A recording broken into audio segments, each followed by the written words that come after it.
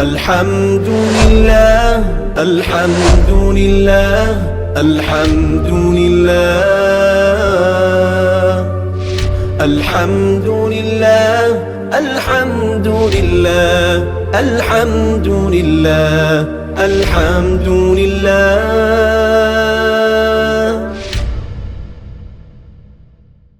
بسم اللہ الرحمن الرحیم. علم الصیغہ کا 10واں باب ہے افادات نافعہ. سبق نمبر 10 میں خوش آمدید.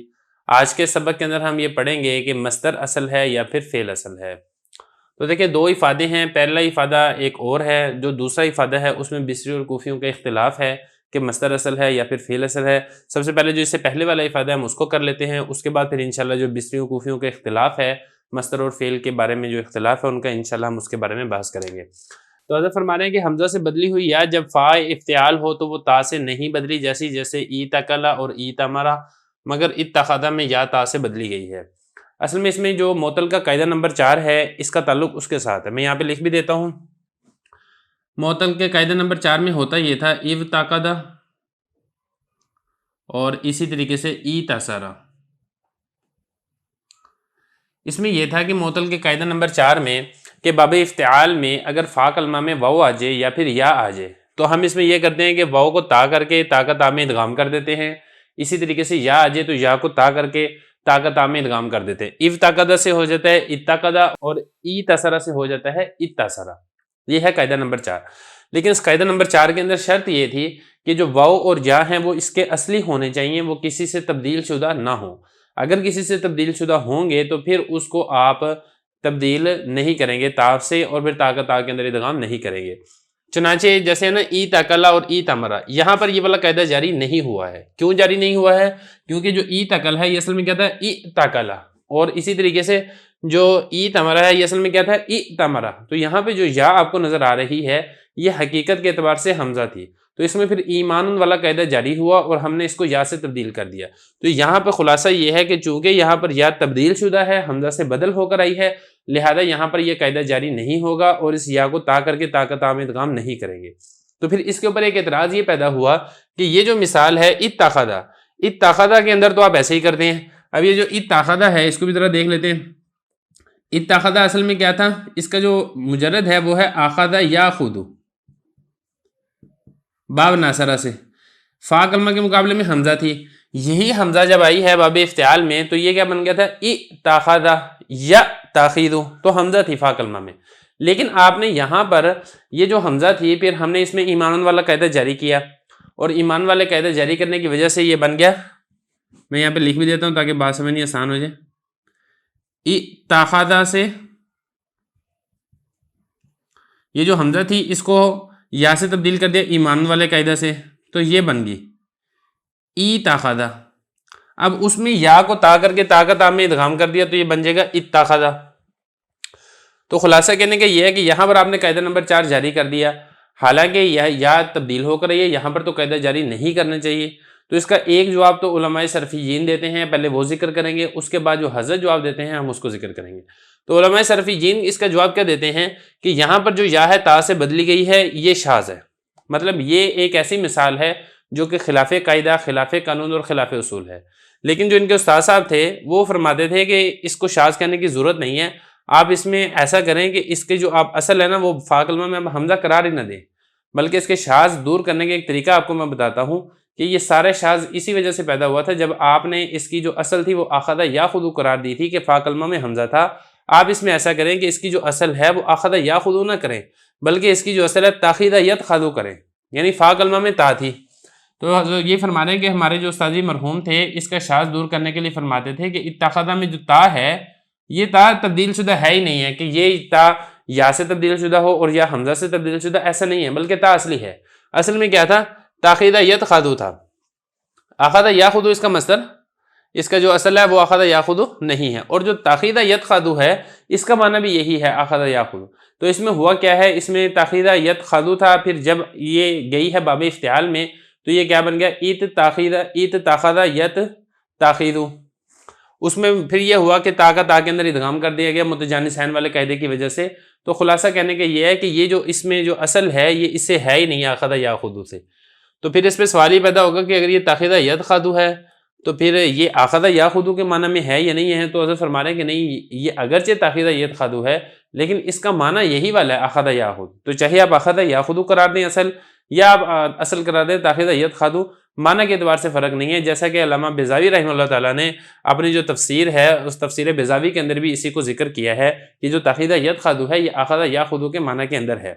بس خلاصہ یہ نکلے گا کہ اگر آپ اس کی اصل اخذ یاخذ سے بنائیں گے اور پھر آپ باب افتعال میں لے کر جائیں گے تو پھر اس کو آپ کو شاذ کہنا پڑے گا کیونکہ خلاف قانون اور خلاف اصول ہے.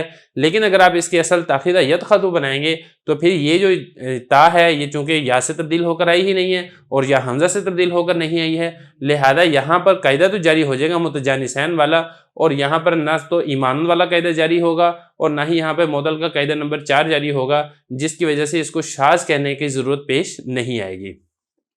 تو یہ فرما رہے ہیں کہ تاخیدہ کا اخذہ کے معنی کے اندر ہونا بیضاوی سے معلوم ہونا ہے، لہذا جو اتخذہ ہے یہ اتباع کی طرح، اتباع یتبع جس طریقے سے تھا تابع یتبع سے بنانا، تو تا جب آئی ہے باب افتعال کے اندر تو تا کا تا کے اندر ادغام ہو گیا تو یہ بن گیا اتباع.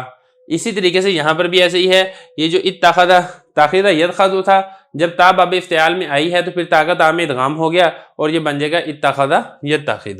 تو یہ فرما رہے ہیں کہ جیسے اتبع ہے، جیسے اتباع ہے جو تابعہ سے ماخوذ ہے اور اس کی جو تا اصلی ہے، بالکل ایسے ہی جو اتخذہ ہے یہ تاخیدہ سے ماخوذ ہے، تاخیدہ سے اس کو لیا گیا ہے اور اس کی جو تا ہے یہ بھی اصلی ہے. تو یہ پہلا افادہ تھا. اب چلتے ہیں دوسرے افادے کی طرف. دیکھیں جو دوسرا افادہ ہے اس میں اختلاف ہے بصریوں کا اور کوفیوں کا. اختلاف اس بارے کے اندر ہے کہ مصدر اصل ہے یا پھر فعل اصل ہے. اچھا، اس میں آپ نے ایک چیز یہ سمجھنی ہے کہ جو اصالت اور فرعیت کے اندر جو اختلاف ہے مصدر کا اور فعل کا، یہ من کل الوجوہ نہیں ہے، من بعض الوجوہ ہے. من کل الوجوہ کیوں نہیں ہے؟ دیکھیں اس بارے میں تو دونوں کا اتفاق ہے، بصریوں کا بھی اور کوفیوں کا بھی، کہ معنی کے اعتبار سے مصدر اصل ہے، کیونکہ جو معنی مصدری ہے وہ تمام افعال میں پایا جاتا ہے. وہ فعل ماضی میں ہے، فعل مضارع میں ہے، امر میں ہے، نہیں ہے، اسم فاعل میں ہے، اسم مفعول میں ہے، وغیرہ ذالکہ. تو معنی کے اعتبار سے مصدر اصل ہے، اس میں کسی کا کوئی اختلاف نہیں ہے، نمبر 1. اور اسی طرح عمل کے اعتبار سے فعل اصل ہے، اس میں بھی کسی کا کوئی اختلاف نہیں ہے، نہ بصریوں کا نہ کوفیوں کا. اختلاف کس چیز کے اندر ہے؟ دیکھیں اختلاف اس چیز کے اندر ہے کہ مشتق اور مشتق منہ یہ کون ہے. آیا مصدر یہ مشتق ہے یا پھر مشتق منہ ہے، اور اسی طریقے سے فعل یہ مشتق ہے یا پھر مشتق منہ ہے. اس کے اندر اختلاف ہے بصریوں کا اور کوفیوں کا. اختلاف کیا وہ دیکھ لیتے ہیں. یہاں پہ فرما رہے ہیں کہ بصریوں اور کوفیوں کے درمیان اس بات میں اختلاف ہے کہ فعل اصل ہے یا مصدر اصل ہے. یہ میں نے بتا دیا کہ اختلاف کس چیز میں، مشتق اور مشتق منہ کے اعتبار سے، کہ ان میں سے کون ہے جس سے باقی صیغوں کو، کلمات کو اشتقاق یعنی نکالا گیا ہے، اور کون اس میں سے وہ ہے کہ جس کو نکالا نہیں گیا ہے اور وہ اصل ہے. پہلا قول کوفی جین کا ہے، دوسرا قول بصری جین کا ہے. کوفی کیا کہتے ہیں ابھی آگے بتا رہے ہیں. اصل اختلاف اس میں ہے کہ آیا فعل ماضی کو مادہ اور اصل قرار دے کر مشتق منہ کہا جائے اور مصدر کو اس کی فرع کہا جائے، اور اس سے مشتق یا اس سے بالعکس کہا جائے. دیکھیں ذرا اس چیز میں اختلاف ہے کہ فعل ماضی آیا یہ اصل ہے مصدر کی یا پھر مصدر یہ اصل ہے فعل ماضی کی. ان دونوں کے اندر مشتق اور مشتق منہ کیا ہے، اس میں بصریوں کا اور کوفیوں کا اختلاف ہے. بصری امر مانوی سے استدلال کرتے ہیں کہ معنی مصدری تمام افعال و اسماء مشتق کے معنی کا مادہ اور اصل ہے، لہذا لفظ مصدر بھی تمام مشتقات کا مادہ اور اصل ہوگا. اب اگلا مسئلہ، تو یہاں سے بصریوں کا مذہب بتا رہے ہیں. اب بصری کیا کہتے ہیں؟ بصری یہ کہتے ہیں کہ فعل ماضی اور مصدر میں سے جو مصدر ہے یہ اصل ہے اور یہ مشتق منہ ہے. مطلب کہنے کا یہ ہے کہ جو فعل ماضی ہے اس کو مصدر سے نکالا گیا ہے. دلیل کیا دیتے ہیں؟ دیکھیں بصریوں کی دلیل یہ ہے کہ دیکھیں جو معنی مصدری ہے وہ تمام افعال کے اندر پایا جاتا ہے. جیسے ضرب ہے نا، اس کا معنی ہوتا ہے مارنا. ابھی جو مارنے والا معنی ہے یہ فعل ماضی میں بھی ہے، فعل مضارع میں بھی ہے، امر میں بھی ہے، نہیں میں بھی ہے. تو جب معنی مصدری تمام افعال میں مصدر سے لیا جاتا ہے تو اس کا تقاضا یہ ہے کہ آپ لفظوں میں بھی مصدر کو اصل قرار دیں اور پھر جو فعل ماضی ہے اس کو مشتق مانیں آپ مصدر سے. یہ بتا رہے ہیں کہ جو بصری ہے وہ امر مانوی سے دلال کرتے ہیں کہ معنی مصدری تمام افعال اور اسماء مشتقات کے معنی کا مادہ اور اصل ہے، لہذا لفظ مصدر بھی تمام مشتقات کا مادہ اور اصل ہوگا. یہ تو ہو گیا بصریوں کا مذہب. لیکن کوفی حضرات اس کے برعکس کہتے ہیں. کوفی کہتے ہیں کہ دیکھیں عمل کے اعتبار سے چونکہ فعل ماضی یہ اصل ہے اور جو مصدر ہے وہ اس کی فرع ہے. مثال کے طور پہ اگر فعل ماضی میں تعلیل ہوگی تو پھر مصدر کے اندر بھی تعلیل ہوگی. جیسے نا کاما، اب یہ جو کاما تھا اصل میں کیا تھا؟ کاواما تھا. اب اس میں ایک قاعدہ جاری ہوا کہ تو یہ بن جائے گا کاما. اب چونکہ دیکھیں فعل ماضی میں تعلیل ہوئی ہے تو لہذا جو مصدر ہے وہ بھی قیوامن سے ہو جائے گا قیامن. تو یہاں پر بھی جو واو ہے اس کو ہم نے یا سے تبدیل کر دیا. اور اگر فعل ماضی کے اندر تعلیل نہ ہوئی ہو جیسا کہ قاوما تو اس کے جو مصدر ہے اس کے مصدر کے اندر بھی تعلیل نہیں ہوگی. تو عمل کے اعتبار سے فعل اصل ہے. تو کوفی یہ کہتے ہیں امور لفظیت سے استدلال کرتے ہیں وہ یہ کہ اکثر مصدر اعلال میں فعل کا تابع ہوتا ہے. یعنی اگر فعل میں تعلیل ہوتی ہے تو مصدر میں تعلیل ہوتی ہے اور اگر فعل میں تعلیل نہیں ہوتی ہے تو مصدر میں تعلیل نہیں ہوتی ہے. اور اعلال کریں آپ تعلیل کریں بات ایک ہی ہے امور لفظیہ میں سے ہے. لہذا مصدر کو لفظ میں فعل کا تابع اور اسے مشتق کہنا چاہیے. یہ کوفی حضرات کہتے ہیں. اب بصریوں کا کیا مذہب تھا اس کی دلیل وہ بھی آ گئی ہے. کوفیوں کا کیا مذہب ہے کوفیوں کی دلیل وہ بھی آ گئی ہے. اب یہاں پہ بات کر لیتے ہیں کہ جو مصنف رحمہ اللہ تعالیٰ حضرت مفتی عنایت صاحب رحمۃ اللہ علیہ ان کے نزدیک کون سا مذہب راجح ہے. تو مصنف رحمۃ اللہ علیہ کے نزدیک جو کوفیوں کا مذہب ہے یہ راجح ہے. یعنی کہ فعل ماضی یہ اصل ہے اور مصدر یہ اس کی فرع ہے. مصنف رحمۃ اللہ علیہ نے اس کے اوپر یعنی کوفیوں کے مذہب کی ترجیح کے اوپر 3 دلائل یہ پیش کیے ہیں. اب وہ کون کون سے دلائل ہیں وہ ہم انشاءاللہ اگلے سبق کے اندر پڑھیں گے. اللہ